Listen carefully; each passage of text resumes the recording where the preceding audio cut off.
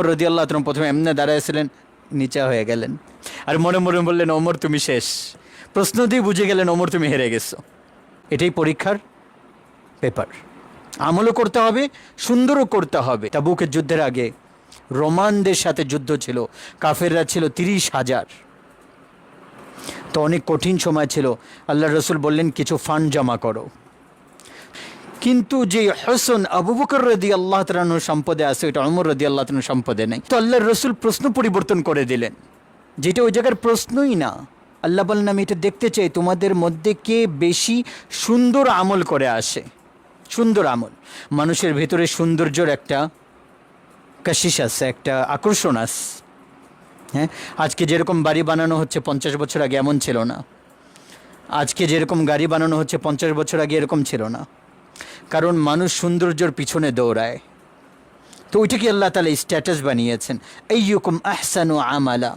আমি এটা দেখতে চাই তোমাদের মধ্যে বেশি সুন্দর আমল কে করে আসে। এটা পেপার, এটাই পরীক্ষার পেপার।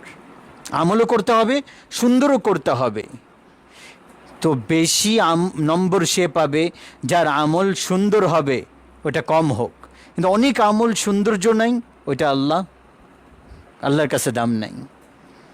এটা বোঝার জন্য একটা ঘটনা বলি। তাবুকের যুদ্ধের আগে রোমানদের সাথে যুদ্ধ ছিল, কাফেররা ছিল 30,000। তো অনেক কঠিন সময় ছিল। আল্লাহ রসুল বললেন কিছু ফান্ড জমা করো। তো ওমর রাদিয়াল্লাহু তাআলা আনহু সবসময় এটা চেষ্টা করতেন যে আমি আবু বকর রাদিয়াল্লাহু তাআলা আনহুর থেকে আমলে আগে বেড়ে যাই, কিন্তু কখনো পারতেন না। তো ওই সময় আবু বকর রাদিয়াল্লাহু তাআলা আনহুর সম্পদ একটু কম ছিল, ওমর রাদিয়াল্লাহু তাআলা আনহু বেশি ছিল। তো ওমর রাদিয়াল্লাহু তাআলা মনে এটা আসলো যে আজকে একটা দিন আবু বকর রাদিয়াল্লাহু তাআলা আনহুকে আমি পিছনে দিয়ে আমি আগে বেড়ে যেতে পারবো, আর না হলে আর কোনো দিন পারবো না।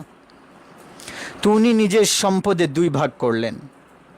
অর্ধেক বাড়িতে রেখে আসছেন, অর্ধেক আল্লাহ রসুলের কাছে নিয়ে আসলেন। আবু বকর রাদিয়াল্লাহু তাআলা ওই সময় সম্পদ কম ছিল, উনি বাড়িতে যা ছিল সব গাঠি বানায় নিয়ে আসছে। এখন দুইজনের যে চ্যারিটি ওইটা সামনে। হ্যাঁ, আবু বকর রাদিয়াল্লাহু তাআলা এতটুক, ওমর রাদিয়াল্লাহু তাআলা এত বেশি। কিন্তু যে হোসেন আবু বকর রাদিয়াল্লাহু তাআলা সম্পদে আছে, ওইটা ওমর রাদিয়াল্লাহু তাআলা সম্পদে নেই। আবু বকর রাদিয়াল্লাহু তাআলা সব নিয়ে আসছেন, আর ওমর রাদিয়াল্লাহু তাআলা অর্ধেক নিয়ে আসছেন। তো এই জায়গায় এই প্রশ্ন করার কথা ছিল যে আল্লাহ রসুল বলতেন ওমর কতটুকু আনছো? তো উনি বলতেন 10,000, অনেক। আবু বকর তুমি কতটুকু আনছো? বলতেন 1,000। তা আবু বকর রাদিয়াল্লাহু তাআলা হেরে যেতেন, ওমর রাদিয়াল্লাহু তাআলা জিতে যেত। আর প্রশ্ন এইভাবেই করা হয়। কিন্তু আল্লাহর রসুল প্রশ্ন পরিবর্তন করে দিলেন, যেটা ওই জায়গার প্রশ্নই না। মনে করেন কোনো মাদ্রাসায় কেউ যদি কোনো টাকা দিতে যায়, দান করতে যায়, হ্যাঁ, তো বলবে যে দেখেন কত দিবেন, বলে 100, 1,000, 10,000। এটা যে লিখতেছে সে যদি বলে আপনার পিছনে কত টাকা আছে, এটা জিজ্ঞেস করে নাকি? হ্যাঁ, বলে পিছনে কত আছে এটা জিজ্ঞাসা করলে বলবে যেটা দিতেছে এটাও ফেরত দেন, আপনার উদ্দেশ্য খারাপ। পিছনে কত আছে এটা আপনার কি দরকার? কিন্তু কোরবান যায় আমাদের নবীর উপর। আর আল্লাহ তাআলার আবু বকর রাদিয়াল্লাহু তাআলা আনহুকে আগে বাড়াতে চাইতেন, কারণ পেপার যে হচ্ছে না পরীক্ষার, ওইটা বেশির হচ্ছে না, সৌন্দর্যর হচ্ছে, যে কে বেশি সুন্দর আমল করে আসে।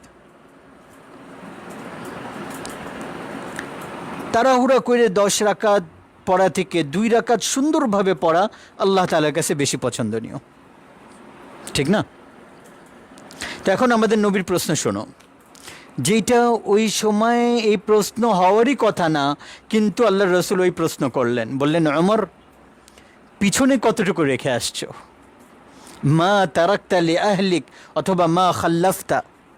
হযরত ওমর রাদিয়াল্লাহু তাআলা প্রথমে এমনি দাঁড়াইছিলেন, নিচা হয়ে গেলেন, আর মনে মনে বললেন ওমর তুমি শেষ।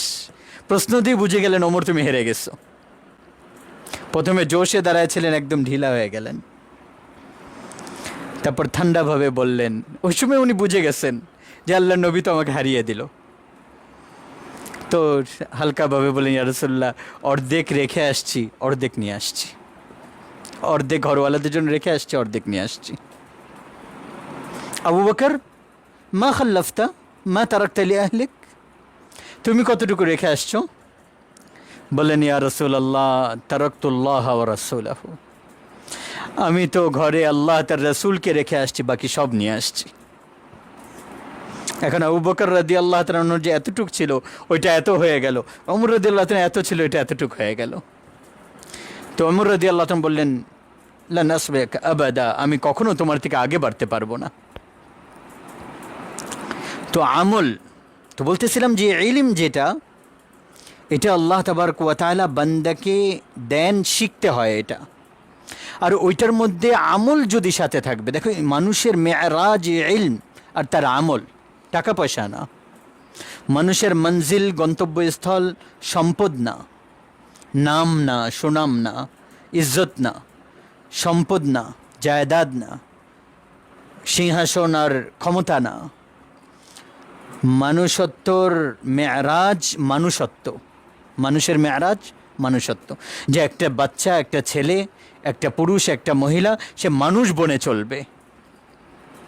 মানুষকে মানুষত্ব পর্যন্ত পৌঁছানোর যে মাধ্যম, ওইটা হচ্ছে ইলম। ওইটা কি? ওইটা হচ্ছে ইলম। মানুষকে মানুষ টাকা পয়সা বানায় না, মানুষকে মানুষ ধন সম্পদ বানায় না, জায়দাদ, সিংহাসন, বাদশাহী, শক্তি, হ্যাঁ, আগে পিছনে পাহারাদার চলতে থাকবে, আর আমার গাড়ির পিছনে পতাকা থাকবে, সামনে পতাকা থাকবে, এটা দিয়ে একটা মানুষ মানুষ বনতে পারে না। এগুলা দিয়ে মানুষকে মানুষ বানানোর প্রথম জিনিস যেটা, ওটা ইলম।